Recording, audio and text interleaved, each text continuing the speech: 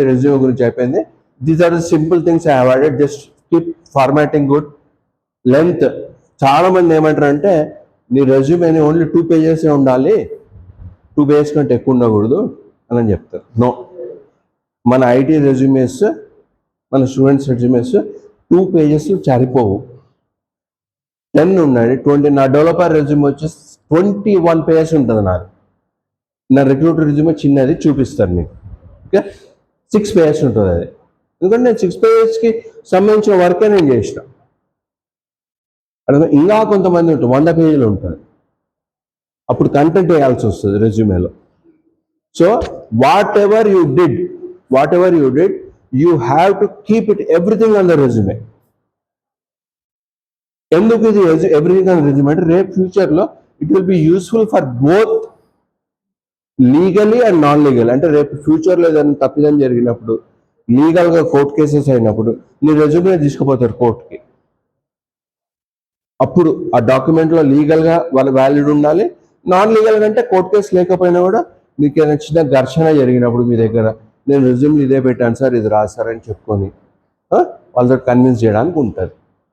అంటే human mistakes, recruitment ప్రాసెస్లో జరిగే హ్యూమన్ మిస్టేక్స్ని అవాయిడ్ చేయాలంటే మీ రెజ్యూమేని ఫుల్ లెంత్ రెజ్యూమ్గా మీరు రాయాలి. Okay, the objective simple, customize for each job role align with the role. Objective నేను చూపిస్తాను. ఓకే, నా రెజ్యూమ్ ఓపెన్ చేయి. So this is the things you have to keep in your resume, and this is a simple topic but very very important topic. నా విషయం ఏంటంటే మీరు 5th semester మళ్ళీ వచ్చి చదువుతున్నప్పుడు అక్కడ మీరు యాక్టివిటీ పీరియడ్లో కంపల్సరీగా మీరు రెజ్యూమేస్ ఫ్లోట్ చేసి కంపల్సరీగా మీరు ఐటీ జాబ్స్ కొట్టగలగాలి. డిప్లొమా ఇంజనీర్స్కి ఐటీ జాబ్స్ రావు అని చెప్పేసి పెద్ద పెద్ద ఐఏఎస్ ఆఫీసర్స్ మాట్లాడుతున్నా కూడా నేను మటుకు డిప్లొమా ఇంజనీర్స్ కూడా మామూలు ఇంజనీర్స్ కంటే తక్కువేం కాదు, మా పిల్లలు కూడా జాబ్ చేయగలరని నిరూపించాను కొంతమందితోటి. మీరు కూడా ఆ రకంగా సిద్ధపడితే మిమ్మల్ని కూడా నేను నిరూపిస్తా. క్వశ్చన్స్ ఇస్తా, ఆన్సర్స్ ఇస్తా, రెజ్యూమే ప్రిపేర్ చేపిస్తా, మాక్ ఇంటర్వ్యూస్ చేపిస్తా మీతోటి. అర్థమైందా? 200 క్వశ్చన్ ఆన్సర్స్, 100 pages మీరు చదువుకొని page point to point, cover to cover, first పేజ్లో ఏముంది నుంచి లాస్ట్ పేజ్ 100 pagesలో ఏముంది అనేది మీరు ఒక 100 daysలో మీరు కంప్లీట్ చేయగలిగి దాన్ని రిమైండ్ చేస్తూ రిమెంబర్ చేస్తూ. ఏంటంటే లాస్ట్ క్లాస్ చెప్పిన రిమైండ్, రిమెంబర్, ఆర్ 3 R'లు. ట్రిపుల్ ఆర్ అంటే అది కాదు, ఏంది ఆ triple R? Remind, remember, remember. ఈ 3 థింగ్స్ని ఆ 100 pages డాక్యుమెంట్ని మీరు చక్కగా మీరు చదివిందంటే ఇంటర్వ్యూ కొరకు ఒక 7-8 మాక్ ఇంటర్వ్యూస్ చేసి ఇంకొక 15 మాక్ ఇంటర్వ్యూస్ మీరు చేసినంటే సార్స్ తోటి, దెన్ మీ భయము, మీ లాంగ్వేజ్, మీ భయం పోతుంది, మీ లాంగ్వేజ్ ఇంప్రూవ్ అవుతుంది. Okay, and then you will be ready for the interview. ఇంటర్వ్యూలో మీరు పోయిన తర్వాత, ఇంటర్వ్యూలో మీరు క్లియర్ చేసిన తర్వాత అది జాబ్ వస్తుంది రాదే అని అది డిఫరెంట్ ఇష్యూ. ఎందుకు రాదు, ఎందుకు వచ్చింది, వాళ్ళు వేరే పారామీటర్స్ మాట్లాడతారు. బట్ మీరు ఈ 5th సెమిస్టర్ ఇంటర్వ్యూ ఫేస్ చేయడం నేర్చుకుంటే మీరు అట్లీస్ట్ మీరు బీటెక్ అయిపోయిన తర్వాత you will become a gem and you're going to become definitely landing in an IT job in a big city. Okay, so see this is my resume. So నేనేం పెట్టాను, this is real resume. నిజంగా నా resume float చేసిన resume ఇది. ఇది నా పేరు. Okay, just an email. Okay, నేను ఫోన్ నెంబర్ కూడా పెట్టలేదు, ఎందుకంటే నేను అప్పుడు వర్క్లో ఉన్నప్పుడు ఫోన్ చేస్తానని. జస్ట్ ఈమెయిల్ చేయమని చెప్పాను. సో ఇక్కడ చూడండి, ఇక్కడ first selenium automation tester, finish. ఆ లైన్ ఒక్కటి చూసిన వెంటనే రిక్రూటర్కి అర్థమైపోతుంది, ఓకే వీడు సెలీనియం ఆటోమేషన్ టెస్టర్. సెలీనియం పక్కడితే వీడు ఒక ఆటోమేషన్ టెస్టర్. ఆటోమేషన్ గురించి మీకు మొన్న చెప్పిన last class, keeping the test cases repeatedly through a program. So ఈ ఆటోమేషన్ చేసే టూల్స్ చాలా ఉంటాయి. సో నేను ఏ ఆటోమేషన్ చేస్తున్నా అంటే సెలీనియం నుంచి నేను చేస్తున్నా. ఓకే, రిక్రూటర్కి చూడంగానే తెలిసిపోతుంది సెలీనియం ఆటోమేషన్ టెస్టర్. ఓకే, ఇందాక నేను ఆబ్జెక్టివ్ గురించి చెప్తాను కదా, ఈ ఆబ్జెక్టివ్ కామన్, ఒకరొకరు రాస్తారు. నేను మటుకు ఒక 1 line కే రిస్ట్రిక్ట్ చేస్తా. ఎందుకంటే ఆబ్జెక్టివ్ ఎవడు చదవడు, జస్ట్ ఏంటంటే ఆబ్జెక్టివ్ రాయాలి కాబట్టి రాస్తా, అవసరం లేదు. ఏంటంటే to pursue A challenging position in the field of software quality assurance and software testing, అంటే ఒక ఛాలెంజింగ్ పొజిషన్ నేను చేయాలనుకుంటున్నా. That's it. నెక్స్ట్ కింద రండి, సమ్మరీ ఆఫ్ క్వాలిఫికేషన్. ఇక్కడ చూడండి, దిస్ ఈజ్ వెరీ ఇంపార్టెంట్. ఈ వర్డ్ చూసిన వెంబడే ఆమెకు అర్థమైపోతుంది రిక్రూటర్కి, ఓకే 5+ years ఉంది.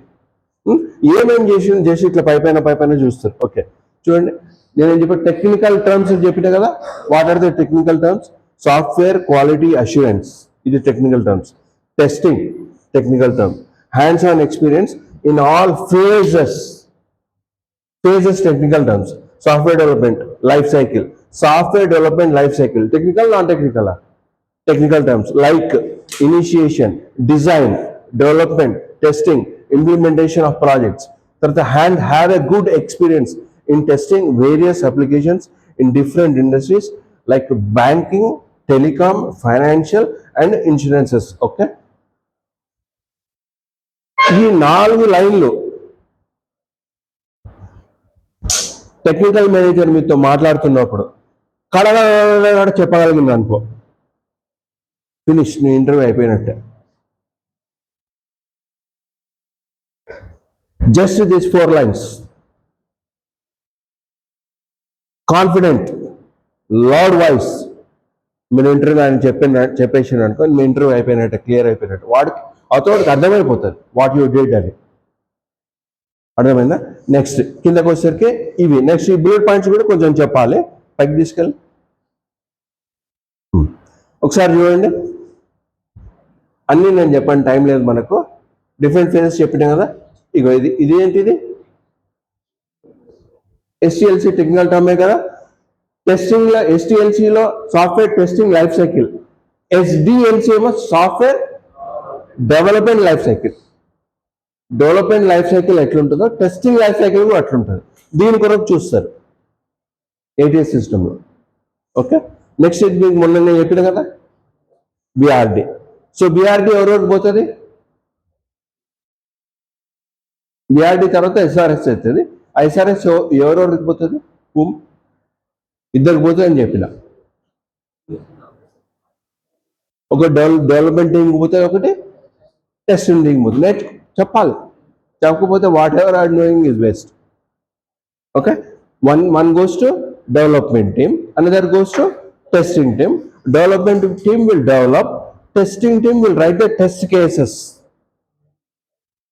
ఓకే, నెక్స్ట్ ఇట్లా అండి, టెస్ట్ బెడ్ ఉంటుంది చూడండి ఇక్కడ, test bed. Types of testing చూడండి ఇక్కడ, ఇవన్నీ మీకు వస్తాయి. Sanity, functional, black box, system integration, end to end, ad hocs, smoke, cross browser, regression, batch, database, user acceptance, load. మొన్న బాలు సార్ చెప్తా ఉండే వరకు లోడ్ టెస్టింగ్ నేర్చుకోండి అని. ఇదే అనమాట. ఇగో load, stress and performance testing. ఈ 4 కూడా పర్ఫార్మెన్స్ టెస్టింగ్ వస్తుంది. నాకు పర్ఫార్మెన్స్ టెస్టింగ్ కూడా తెలుసు. లోడ్, స్ట్రెస్, పర్ఫార్మెన్స్ అంటే నీ ఒక అప్లికేషన్కి ఎంత లోడ్ ఇచ్చినప్పుడు, లోడ్ అంటే ఫర్ ఎగ్జాంపుల్ ఒకటేసారి నీ ఒక వెబ్సైట్ని 3 కోట్ల మంది హిట్ చేసినప్పుడు ఆ వెబ్సైట్, ఆ సర్వర్ పనిచేస్తుందా పనిచేయదా, అప్పుడు దానికి స్ట్రెస్ పెరిగిపోతుంది, పనిచేస్తుందా పనిచేయదా. సో దాని అనమాట. ఓకే, నెక్స్ట్ వచ్చేసి టూల్స్. సెలీనియంలో ఉండే టూల్స్ ఏంటంటే test engine, test unit, these are the tools. Okay, test bed ఉంటుంది చూడు ఎక్కడన్నా, టెస్ట్ బెడ్ సెర్చ్ చేయి, bed, control of bed. So test bed అనే ఒక పదం ఉంటుంది, బిఈడి. అది కూడా టెస్టర్కి చాలా ఇంపార్టెంట్ టర్మ్. టెస్ట్ బెడ్ అంటే ఏంటంటే, so what is a test bed అంటే మీకు టెస్టింగ్ గురించి చెప్తున్నా. యాక్చువల్ మీ రెజ్యూమ్లో ఉండాల్సిన పదము టెస్టర్కి సంబంధించిన ఏంటి అని చెప్తున్నా. అట్లా మీకు డెవలపర్కి సంబంధించిన పదాలు ఏంటివి, నువ్వు డెవలపర్ జాబ్ అది మీరు గూగుల్ చేస్తే మీకు తెలిసిపోతుంది. వాటిని ఆడున్న పదాలలో మ్యాక్సిమం అన్నిటిని మీరు పెట్టేసాలి మీ రెజ్యూమేలో, అప్పుడు మీరు క్లియర్. టెస్ట్ బెడ్ అంటేనే మీరు టెస్టింగ్ చేసినప్పుడు అప్లికేషన్ని test data and real data ఈ టెస్ట్ చేసే డేటాని టెస్ట్ బెడ్ అంటాం అనమాట. ఈ టెస్ట్ బెడ్ పదం చూస్తారు వాళ్ళు, ఏటీఎస్ వాళ్ళు, ఉన్నదా లేదా టెస్ట్ బెడ్ అంటే తెలుసు. ఎందుకంటే వాళ్ళు నువ్వు కంపెనీకి పోయినప్పుడు నా టెస్ట్ బెడ్ 71 రూమ్ ఉంది అని అంటారు. అప్పుడు మనం ఏం టెస్ట్ బెడ్ అబ్బా, what is this test bed అనకూడదు, డేటానే అది. కానీ దాన్ని ఏమంటాం మనం, టెస్ట్ బెడ్ అంటాం. అర్థమైందా?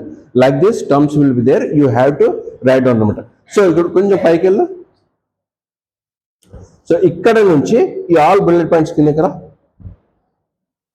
ఇక్కడ వరకు ఖచ్చితంగా హైరింగ్ మేనేజర్ కంపల్సరిగా చదువుతాడు. సో ఈ బుల్లెట్ పాయింట్స్ అన్నిటిని కూడా word to word, space to space మీ మైండ్లో ఉండాలి. అవన్నీ చెప్పగలరు. వాడు ఏం అడగాడు మిమ్మల్ని ప్రశ్నల్ని, దీన్ని ఇట్లా చేస్తే ఎట్లా చేస్తావు, దీన్ని అట్లా చేస్తే అట్లా చేస్తావు అన్నాడు. ఇప్పుడు అరవింద్ అని ఉన్నాడు, hi Arvind, what's going on అంటాడు, అంతే. ఇక మీరు ఎత్తుకోవాలి, నేను ఇది చేసిన అది చేసినప్పుడు ఈ టూల్స్ వాడినప్పుడు టెస్ట్ బెడ్ ఇది, టెస్ట్ డేటా ఇది, నన్ను రిగ్రెషన్ టెస్ట్లో పార్టిసిపేట్ చేసిండు, ఇంటిగ్రేషన్ టెస్టింగ్లో పార్టిసిపేట్ చేసిండు, స్మోక్ టెస్ట్లో పార్టిసిపేట్ చేసినప్పుడు నాకు కొన్ని టెస్ట్ ఫెయిల్యూర్స్ అయినాయి, స్మోక్లో ఫెయిల్యూర్స్ అయినాయి, ఇంటిగ్రేషన్లో ఫెయిల్యూర్స్ అయినాయి, రిగ్రెషన్లో ఫెయిల్యూర్స్ అయినాయి. ఇవన్నీ ఫెయిల్యూర్స్ అయినప్పుడు నేను రిపోర్ట్ చేసిన మాకు ఒక టూల్ ఉండే, బగ్జిల్లా అనే ఒక టూల్ ఉండే. ఏం జిల్లా? బగ్జిల్లా అనే ఒక టూల్ ఉంది. బగ్జిల్లా అనే ఒక టూల్ ఉంది, దాంట్లో నేను రిపోర్ట్ చేసిన. లేదంటే ఇంకోటి క్యూసీ అనే టూల్లో నేను రిపోర్ట్ చేసిన. క్యూసీ అనే టూల్ కూడా రిపోర్టింగ్ టూల్ అనమాట. ఓకే, సో ఇవన్నీ అట్లాంటివన్నీ చెప్పాలి. మీ యొక్క పదాల మీద ఉన్న దాంట్లో అన్నిటి, ఈ యొక్క 1.5 పేజ్ మీరు నేర్చుకోవడానికి ఎంత టైం పడుతుంది? సో మన పిల్లలు, పాలిటెక్నిక్ పిల్లలు, ఇంజనీరింగ్ పిల్లలు ఈ 1.5 పేజ్ నేర్చుకోకనే జాబులు చేయలేక, this is the truth I'm telling, this is the reality, this is the fact I'm telling. నేను కల్పించి చెప్తలేను, ఇక్కడనే ఫెయిల్ అవుతారు. ఓకే, నెక్స్ట్ ఈ కంప్యూటర్ స్కిల్స్. ఒకసారి స్కిల్స్ లైట్గా మీరు చూసుకుంటే, దీన్ని ఎవ్వడు పట్టించుకోడు నీకు ఎన్ని స్కిల్స్ ఉన్నాయి. కాకపోతే దీన్ని ఎవడు పట్టించుకుంటే ఆ ఏటీఎస్ ఆమె పట్టించుకుంటుంది, ఆమెకేం తెలియదు, ఇదే తెలుసు కాబట్టి దీన్ని పట్టించుకో. ఆమె కొరకు ఇది పెట్టాలి, మేనేజర్ పట్టించుకోడు.